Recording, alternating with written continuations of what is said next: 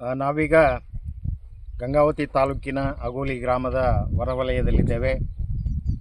ಈ ಆಗೋಲಿ ಗ್ರಾಮದಲ್ಲಿ ಇತ್ತೀಚೆಗೆ ಒಂದು ವೀರಗಲ್ಲು ಪತ್ತೆಯಾದ ಸಂಗತಿ ನಮಗೆ ತಿಳಿದು ಬಂದು ಅದನ್ನು ಅಧ್ಯಯನ ಮಾಡಲಿಕ್ಕೆ, ಪರಿಶೀಲನೆ ಮಾಡಲಿಕ್ಕೆ ಗಂಗಾವತಿ ಚಾರಣ ಬಳಗದ ಪರವಾಗಿ ನಾನು ಡಾಕ್ಟರ್ ಶರಣಬಸಪ್ಪ ಕೋಲ್ಕಾರ್ ಹಾಗೂ ನಮ್ಮ ತಂಡದ ಪ್ರಧಾನ ಸದಸ್ಯರಾಗಿರ್ತಕ್ಕಂಥ ಶ್ರೀ ಮಂಜುನಾಥ್ ದೊಡ್ಡಮನಿಯವರು ಮತ್ತು ಹರನಾಯಕ ಅವರು ಬಂದಿದ್ದೇವೆ.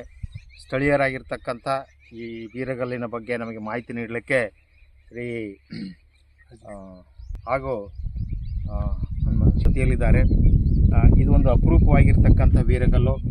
ಕಳೆದ ಜೂನ್ ತಿಂಗಳಲ್ಲಿ ಇದು ಆಕಸ್ಮಿಕವಾಗಿ ಇಲ್ಲಿಯ ಒಂದು ಹನುಮಂತ ಹೊರ್ತಿಯ ಆಂಜನೇಯ ಹೊರ್ತಿಯಲ್ಲಿ ಈ ಆಕಸ್ಮಿಕವಾಗಿ ಬೆಳಕಿಗೆ ಬಂತು. ಇದರ ಶೈಲಿಯನ್ನು ಅನುಲಕ್ಷಿಸಿ ಇದು ಪುಲಕೇಶಿಯ ಕುಳಿತ ಶೈಲಿ ಭಂಗಿಯನ್ನು ಹೋಲ್ತಾ ಇರುವುದರಿಂದ ಇದು ಪುಲಕೇಶಿಯ ಶಿಲ್ಪ ಅಂಥೇಳಿ ಸೋಷಿಯಲ್ ಮೀಡಿಯಾದಲ್ಲಿ ಸಾಕಷ್ಟು ವೈರಲ್ ಆಗಿತ್ತು. ಹಾಗಾಗಿ ಇದರ ಬೆನ್ನತ್ತಿ ನಮ್ಮ ತಂಡ ನಿರಂತರವಾದ ಪ್ರಯತ್ನದಿಂದ ಒಂದು ವೀರಗಲ್ಲು ಭಾಳ ಅಪರೂಪವಾಗಿರ್ತಕ್ಕಂಥ ಮತ್ತು ಬೃಹತ್ ಗಾತ್ರದಲ್ಲಿರ್ತಕ್ಕಂಥ ವೀರಗಲ್ಲು ಎರಡು ತುಂಡುಗಳಾಗಿದೆ. ಇದರ ಇತ್ತೀಚೆಗೆ ಮತ್ತೊಂದು ತುಂಡು ನಮಗೆ ಪತ್ತೆಯಾಗಿದೆ.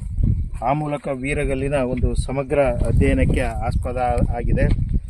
ಇದರಲ್ಲಿ ಈ ವೀರಗಲ್ಲು ಒಬ್ಬ ವೀರ ಅದು ಗ್ರಾಮದ ಅಥವಾ ತನ್ನ ಒಬ್ಬ ಸೈನಿಕನಾಗಿ ಹೋರಾಟ ಮಾಡಿ ಗ್ರಾಮವನ್ನು ರಕ್ಷಿಸಿರ್ತಕ್ಕಂಥ ಅಥವಾ ದೇಶವನ್ನು ರಕ್ಷಿಸಿರ್ತಕ್ಕಂಥ ಪ್ರಸಂಗಕ್ಕೆ ಸಂಬಂಧಪಟ್ಟಿರ್ತಕ್ಕಂಥದ್ದು.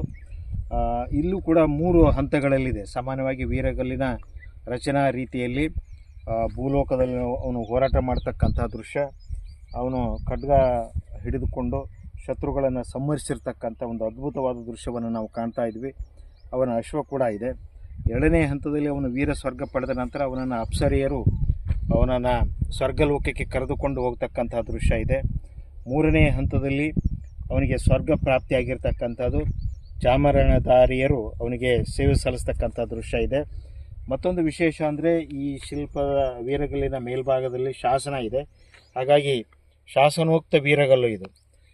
ಈ ಅಕ್ಷರಗಳ ಶೈಲಿ ಮತ್ತು ಶಿಲ್ಪಗಳ ಶೈಲಿಯಿಂದ ಇದು 9 ಮತ್ತು 10ನೇ ಶತಮಾನಕ್ಕೆ ಸೇರುವ ರಾಷ್ಟ್ರಕೂಟರ ಕಾಲದ್ದು ಅಂಥೇಳಿ ನಾವು ನಿರ್ಧರಿಸಬಹುದು.